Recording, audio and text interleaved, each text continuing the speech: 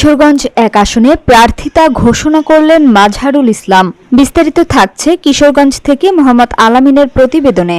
আসন্ন জাতীয় সংসদ নির্বাচনে কিশোরগঞ্জ এক আসনে বাংলাদেশ জাতীয়তাবাদী দলের প্রার্থী হিসেবে প্রার্থিতা ঘোষণা করেছেন কিশোরগঞ্জ জেলা বিএনপির সাধারণ সম্পাদক মোহাম্মদ মাজহারুল ইসলাম। বুধবার সকালে জেলা বিএনপির কার্যালয়ে আয়োজিত সংবাদ সম্মেলনে তিনি আনুষ্ঠানিকভাবে এই ঘোষণা দেন। নিজের লিখিত বক্তব্যে মাজহারুল ইসলাম বলেন, দলের দুর্দিনে রাজপথে সক্রিয় ভূমিকা পালন করেছে। বিএনপি ঘোষিত ৩১ দফা জাতীয় পুনর্গঠন কর্মসূচি বাস্তবায়নই আমার রাজনীতির মূল লক্ষ্য। এই কর্মসূচি দেশের গণতন্ত্র পুনরুদ্ধার, ন্যায় বিচার, নাগরিক অধিকার ও উন্নত বাংলাদেশের রূপরেখা নির্ধারণ করবে। তিনি আরও বলেন, দলীয় মনোনয়ন পেলে কিশোরগঞ্জের মানুষের জীবনমান উন্নয়ন, দুর্নীতি প্রতিরোধ ও সুশাসন প্রতিষ্ঠায় সর্বোচ্চ চেষ্টা চালাব।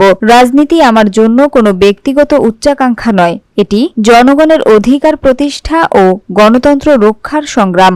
সংবাদ সম্মেলনে উপস্থিত ছিলেন জেলা বিএনপির সাবেক সভাপতি অধ্যক্ষ মোহাম্মদ হাবিবুর রহমান, সহসভাপতি মোহাম্মদ আমিরুজ্জামান, মোহাম্মদ ইসমাইল হোসেন মধু, সাংগঠনিক সম্পাদক হাজী ইশরাফিল মিয়া, পৌর বিএনপির সভাপতি আমিনুল ইসলাম আশফাক, হোসেনপুর পৌর বিএনপির সভাপতি এ.কে.এম. শফিকুল হক শফিক, জেলা যুবদলের সভাপতি খসরুজ্জামান শরীফ, সাধারণ সম্পাদক আব্দুল্লাহ আল মাসুদ সুমন, জেলা শ্রমিক দলের সাধারণ সম্পাদক মোহাম্মদ দিদারুল হক সহ জেলা ও উপজেলা পর্যায়ের নেতারা। সংবাদ সম্মেলন শেষে উপস্থিত নেতাকর্মীরা মাজহারুল ইসলামের প্রতি পূর্ণ সমর্থন জানান এবং তার প্রার্থিতা ঘোষণাকে কিশোরগঞ্জে বিএনপির নতুন উদ্দীপনা ও ঐক্যের প্রতীক হিসেবে উল্লেখ করেন।